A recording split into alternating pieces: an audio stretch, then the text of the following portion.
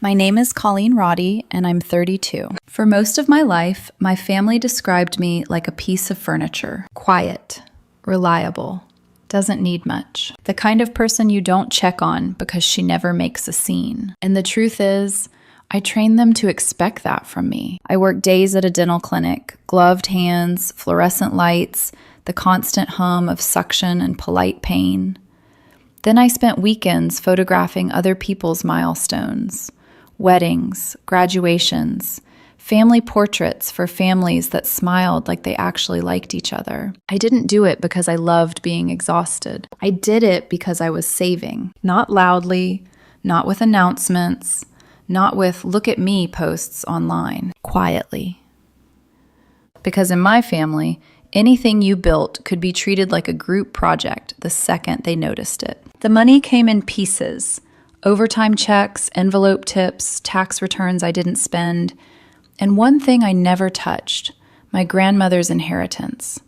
I kept it in a separate account like it was fragile, like if I stared at it too long, someone would find a way to claim it. My older brother, Derek, never had to do that. Derek had that kind of confidence that made doors open before he reached them. My mother, Elaine, spoke about him the way people talk about weather, like his success was natural, inevitable. My sister, Tessa, was always a crisis in cute packaging. She'd disappear for months, then reappear with a new drama and an expectation that everyone would rearrange their lives around it. And my dad, Howard, was a man of thumbs-up texts and silent dinners, present in the way a coat rack is present. So I kept my plans to myself. When I finally bought the house, it didn't look like a victory at first. It was a small 2-bedroom bungalow in an older neighborhood with wallpaper that had survived at least 3 decades and stairs that complained under your weight. The kitchen cabinets were scratched. The bathroom had a light fixture that buzzed like an angry insect.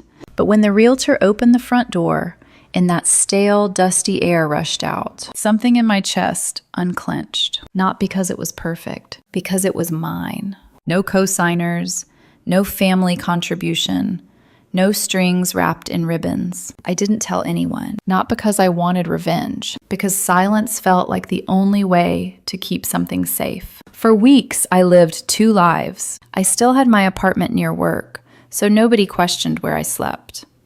I told coworkers I was helping a friend renovate a place. That was true. The friend was me. Every free moment I had, I was at the house. I slept on a mattress on the floor, surrounded by boxes and paint cans. I watched tutorial videos until my eyes burned. I fixed the leak under the sink myself, hands shaking around a wrench like I was performing surgery. I painted slowly, carefully, like each coat was a decision. Warm wood tones. Soft lighting. A dark olive bedroom that felt like rain and calm. A mismatched antique mirror I refused to get rid of because it reminded me of the diner where I used to eat pancakes after long shifts, alone but proud. There was no one there to criticize my choices. No one to ask why I didn't pick a brighter color. No one to sigh and say, "Well, it's fine, I guess." No one to look at an empty second bedroom and make it about what I lacked. For the first time in my life, I had space that reflected me, not what people expected me to become. And because I had poured so much into it, I protected it. When my landlord mentioned break-ins in my apartment neighborhood, I decided to install a basic security system and a couple of cameras around the house.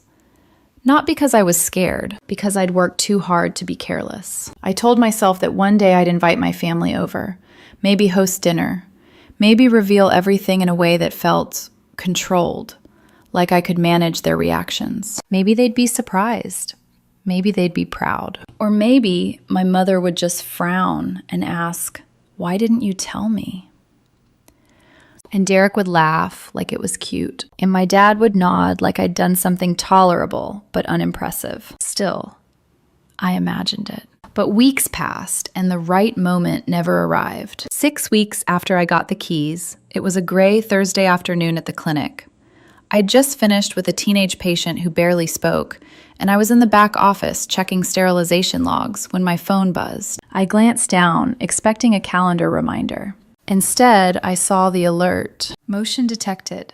front door. My stomach tightened before I even opened it. I tapped the notification. The live video loaded, and I froze. My mother stood on my porch, not calling, not texting, not waiting. She was holding a key. Behind her stood Derek's wife, Sabrina, clutching a reusable shopping bag like this was a casual visit.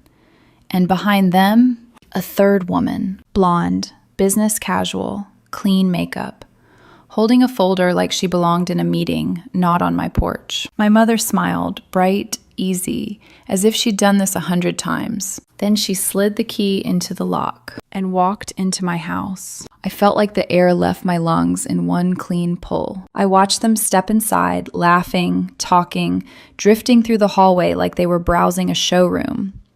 The stranger tilted her head, scanning the walls, and my mother gestured grandly toward the living room like she was presenting something she'd purchased. I turned the volume up. My mother's voice floated through the tinny audio, warm and pleased.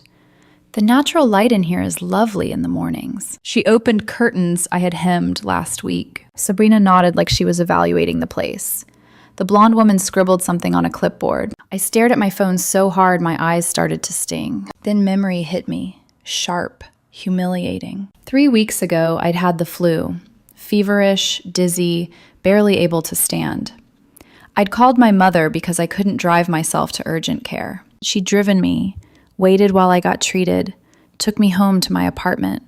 And when she offered sweetly, "Let me hold on to your house key, just in case you need anything picked up," I'd handed it over without thinking. I never asked for it back. Because in my head, it was temporary. In hers, apparently, it was access. On the screen, they moved into the kitchen. My kitchen. The cabinets I had sanded and stained myself. The knobs I had replaced one by one after work, choosing warm brass because I liked the way it caught the light. My mother leaned against the counter like she belonged there, and I realized something that made my skin go cold. She wasn't acting like a guest. She was acting like an owner. They walked down the hall. They stopped at the second bedroom, the one I planned to turn into a little photo studio, a place for editing, a place for me. The blonde woman's voice came through clearly this time, crisp and professional. With a fresh coat of paint and updated blinds, this could be a perfect nursery. Nursery. That word didn't land gently. It hit like a slap. I ended the stream so fast my thumb hurt. I sat perfectly still in that back office, the clinic humming around me like nothing had changed. Like my world wasn't tilting off its axis. Someone called my name from the front desk. I didn't answer. My hands were clenched so tightly, my nails bit into my palms, and all I could think was, they didn't ask. Not once. Not my mother, not my brother, not his wife. They walked into my refuge like I was a placeholder in my own life. I told my boss I had a migraine. I don't even remember what she said back. I just remember the parking lot, the dull sky, and sitting in my car with the engine off, forehead against the steering wheel. I expected rage. What I felt was worse. A quiet devastation. The kind that doesn't scream. The kind that just settles. By the time I drove to the house, they were gone. Everything looked exactly the same, but it didn't feel the same. I stood in the doorway, staring at the worn doormat, wondering how many times my mother had stood here without me. How many times she'd let herself in and walked through my rooms like she was checking on an investment. I went room to room like I was searching for proof. A drawer left open, a cushion out of place, a missing glass. Nothing obvious.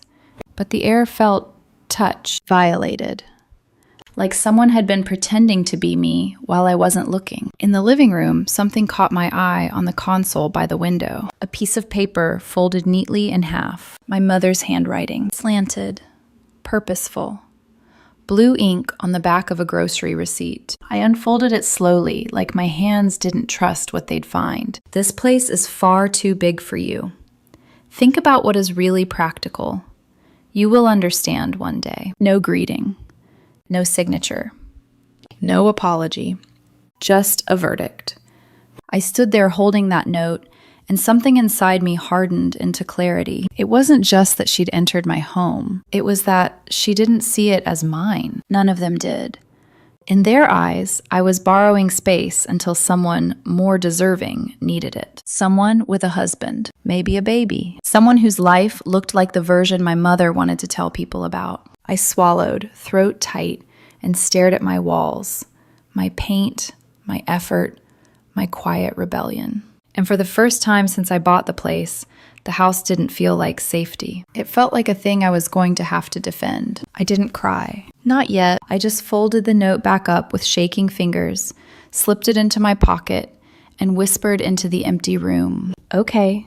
Not okay like I accepted it. Okay, like I understood what I was dealing with now and what I'd have to do next. I slept at my apartment that night. Not because it was closer to work, because I couldn't bring myself to sleep inside walls that had been crossed without my consent. The ceiling fan hummed above me, familiar and impersonal. I lay awake, staring at it, replaying the footage in my head. My mother's hand on my door, the way she moved through my house like it was already rewritten into her plans. In the morning, I didn't go to the clinic. I drove straight back to the house. I parked across the street and sat there for a long time with the engine off, watching. I don't know what I expected. Someone slipping out the door, a sign in the yard, proof that this had been going on longer than I wanted to admit. Nothing happened. The house sat quietly, innocent looking, like it hadn't just been turned into a bargaining chip. I went inside and sat on the bare floor of the living room, knees pulled to my chest, the folded note heavy in my pocket. I pulled it out again, smoothed it flat, read it for the 5th time. Far too big for you. That was the part that kept echoing. Not we're worried about you. Not we should talk. Just an assumption. A verdict. I picked up my phone and typed 4 words. I need my key back. I stared at the message for a full minute before sending it, like it might explode on impact. 20 minutes passed. Then my phone buzzed. Elaine, I still have it from when you were sick. You shouldn't be out there alone so much. We're just looking out for you. Looking out for me. I didn't respond. I couldn't trust myself to. Instead, I opened the security app and scrolled through the camera history. I hadn't checked anything before yesterday. I hadn't wanted to confirm what my gut already knew. That's when I saw it. 4 days earlier. My mother. Alone. Walking through my house with a measuring tape. She moved slowly, methodically, stopping at door frames, windows, corners, measuring, calculating, planning. My home hadn't just been entered. It had been assessed. Something inside me went very still. That was the moment I knew there was no misunderstanding to fix. No gentle clarification that would make this go away. This wasn't care. It was control, wearing concern like perfume. I didn't wait. I called her. It rang twice before she answered, voice light, almost cheerful. You're up early, she said.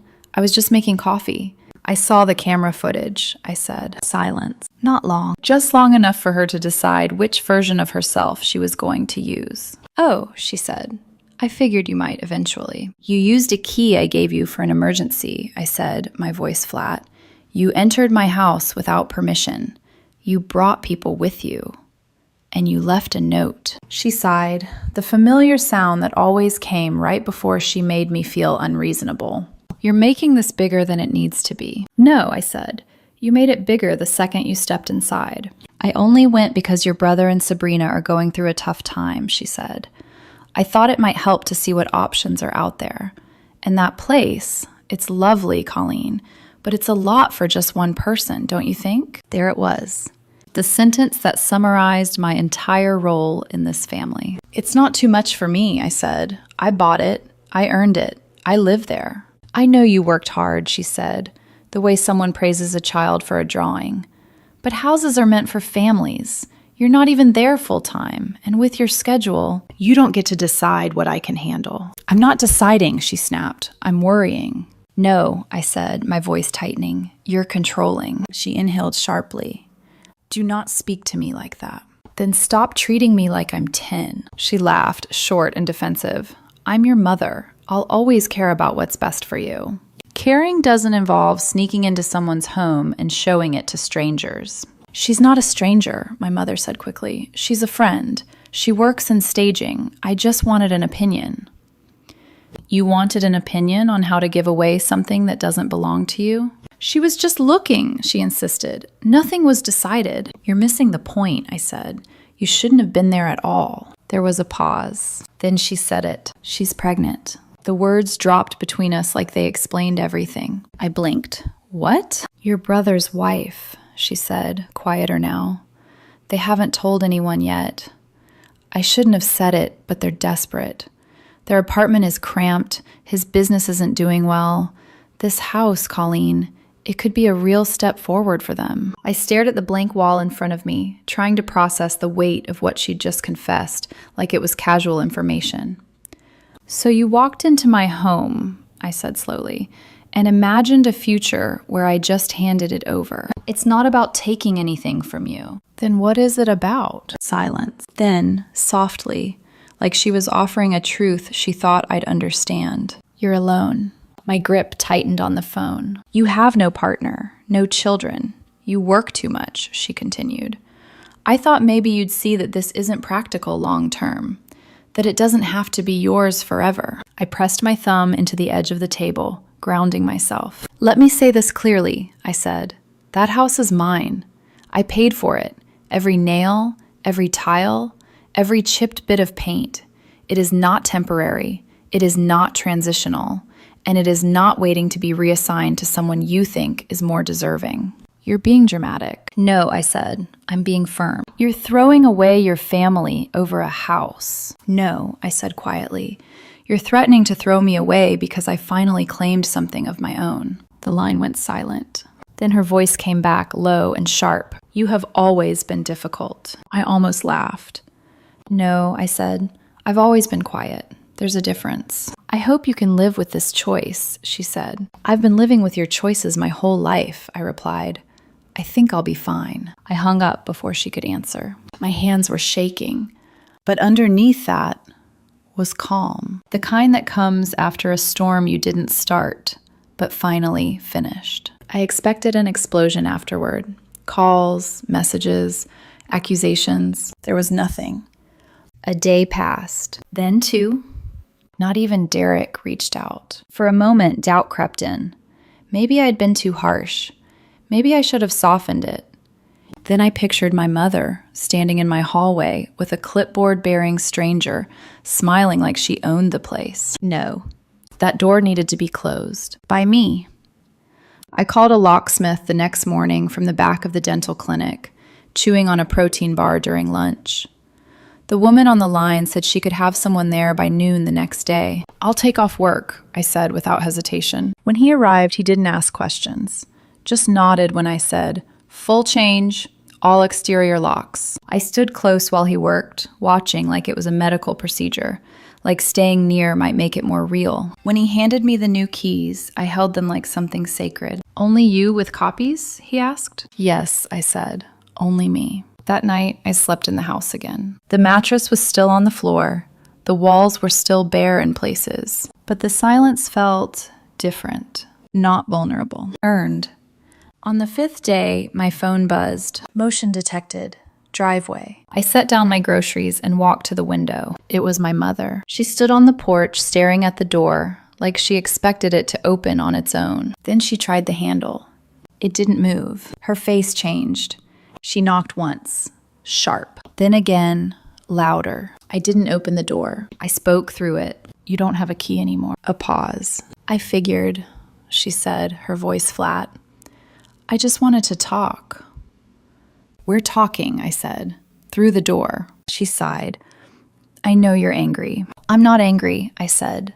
I'm done being quiet. Silence stretched between us. I only ever wanted to help. No, I said. You wanted control. That's not fair. It's not up for debate. Her voice shifted into that careful tone she used with doctors and teachers. Your brother and his wife are going through something difficult. You don't know the whole picture. And I never will, I said, if people keep making choices behind my back. She stepped closer. I could see her hand hover near the doorframe. I raised you to be practical. No, I said. You raised me to be useful. Practicality was just the excuse. Her voice cracked.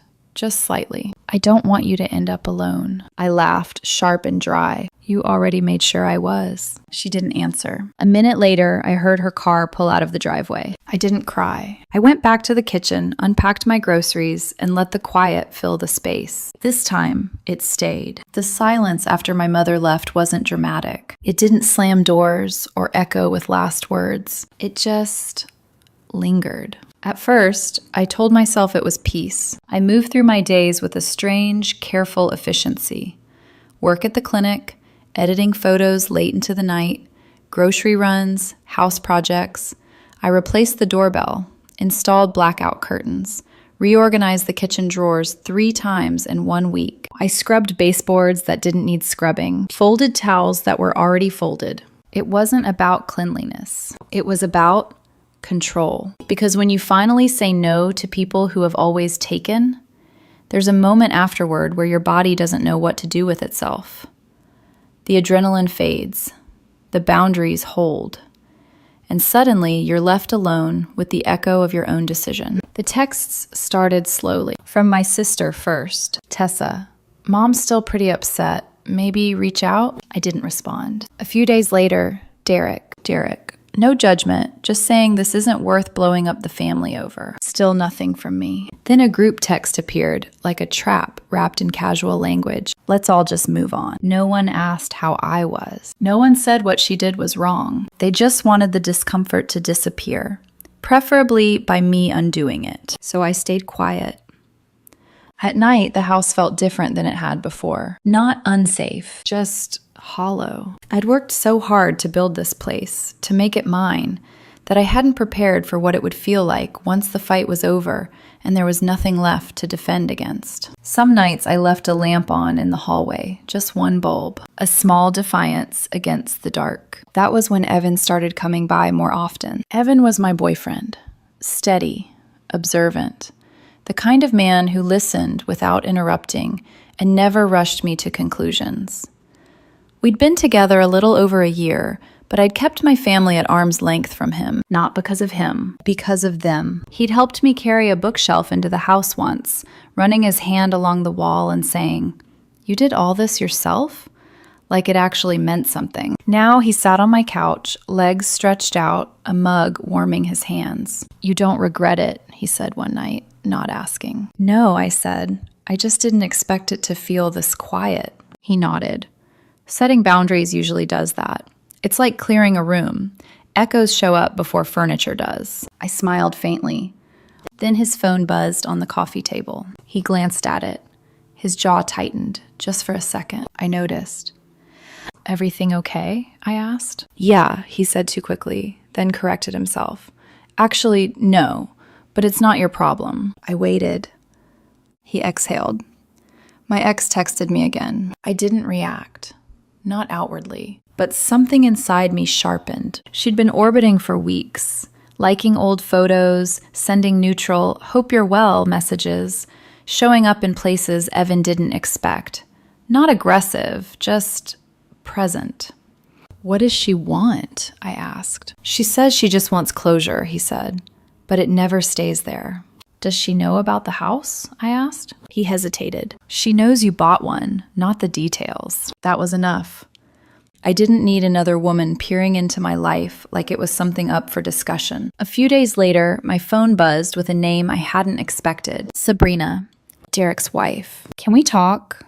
"Just you and me." I stared at the screen for a long time. She hadn't defended my mother. She hadn't accused me.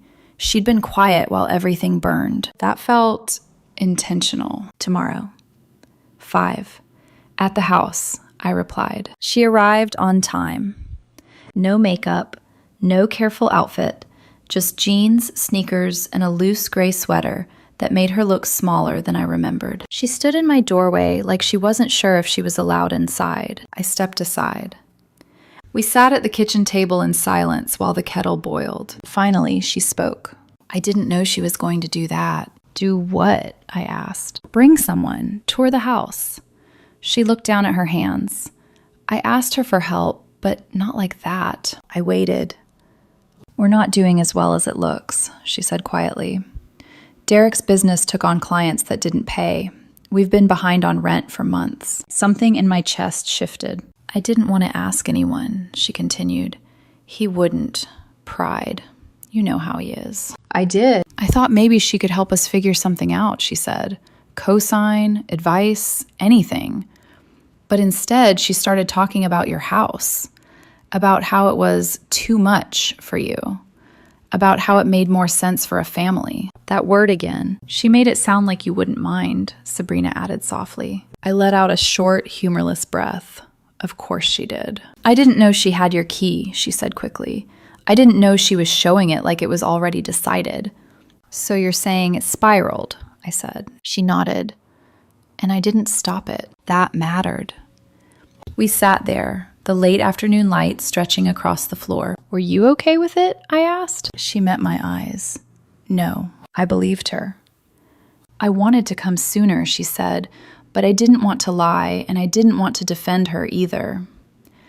At the door, she paused. For what it's worth, she said, your house is beautiful. This time, it didn't feel like a claim. After she left, the house felt different, still quiet, but not empty. That night, I couldn't sleep. I kept thinking about Derek, about how easily I'd labeled him the villain without stopping to wonder what he might be hiding behind that ease. It didn't excuse anything, but it added weight. The next morning, standing in the second bedroom, the almost studio, I had a thought that scared me more than the confrontation ever had. What if I invite them here? Not to surrender, not to apologize, but to set the terms. I drafted the message slowly. I'm making dinner this Sunday at the house. If you'd like to come, you're invited. I sent it to my mother, my siblings, and my father. Then I turned my phone face down and didn't look at it again. I spent Saturday moving through the house slowly, not cleaning in a panic, not staging, just preparing, intentionally. I wiped down the counters, cleared the hallway, washed the windows so the late afternoon light could come in clean and honest. I set the table with mismatched plates and cloth napkins I'd found at a thrift store months earlier and never used because I'd been waiting for a reason. This was the reason. I cooked the way I always did when I needed grounding. Roasted vegetables caramelizing in the oven. Herb chicken browning in a cast iron pan. A pot of lentils simmering low and steady with garlic and thyme. No centerpiece. No performance. Just food. In space. At 5:57, headlights washed over the front window. My stomach tightened, not with fear, but with awareness. I opened the door before anyone knocked. Derek stepped in first, holding a bottle of wine like an offering. He hesitated when he saw me, like he wasn't sure what version of me he was walking into. Hey, he said. Hey, I answered. Sabrina followed, eyes flicking around the house like she was seeing it for the first time without permission. Tessa came next. Too much perfume. Bakery box with a ribbon. My dad stepped in quietly, hands in his jacket pockets. My mother was last. She stopped at the threshold. For a moment, neither of us spoke. Then I stepped aside. Come in, I said. She did. The house filled slowly. Shoes by the door, jackets on hooks. The soft, awkward sound of people occupying space they weren't used to being guests in. Derek wandered through the living room, running his hand along the bookshelf Evan had helped me carry in weeks earlier. You did all this yourself, he muttered. It wasn't praise, but it wasn't dismissal either. Tessa brushed her fingers along the windowsill. This paint color is perfect. I nodded. We sat at the table as the sun dipped low, warm light settling over everything I'd built. I poured water into mismatched glasses, passed dishes. No speeches, no tension yet. We ate. Derek asked about my camera. Tessa showed a picture of a friend's baby. My dad reached for more lentils without saying a word. My mother commented that the chicken was well balanced, which was her version of approval. I didn't rush it. For the first time, I wasn't hosting to earn anything. After dinner, I stood and said, I'll show you around. Not because they needed it, because I wanted it. This is the guest room, I said, gesturing to the second bedroom. The walls took 3 coats. In the kitchen, I pointed to the open shelves. I hung those twice. The first time they weren't level. They listened. No one interrupted. No one corrected. In my bedroom, Tessa whispered, "It feels calm in here." "It is," I said. When we returned to the living room, Sabrina offered to help with dishes. I shook my head. "I've got it." They stayed longer than I expected. No apologies came. No dramatic reckonings. But something had shifted. Subtle. Undeniable. When they finally stood to leave, my mother lingered near the door. She looked at me, not past me. "You've made something beautiful," she said quietly. I nodded. "Thank you." Her hand squeezed mine once before she stepped outside. After the door closed, I stood there for a long moment. Not because I was unsure, because I wasn't. In the weeks that followed, the texts returned, but they were different. Tessa sent a photo of a sunset. "Made me think of your dining room lighting." Derek forwarded an article about photography trends. "Thought you'd like this." Even my mother asked once, "How's the garden coming along?" Small gestures. Consistent. Unforced. I didn't rush to respond. I didn't disappear either. I was learning something new, that I could engage without shrinking, that I could set boundaries without building walls, that family could be something I participated in, not something that happened to me. One night, I sat on the back steps with a mug of tea, Evan beside me, the air crisp and honest. "You okay?" he asked. I nodded. "I think I finally am." The house stood behind me, quiet, solid, mine. And for the first time, the silence didn't feel like absence. It felt like choice.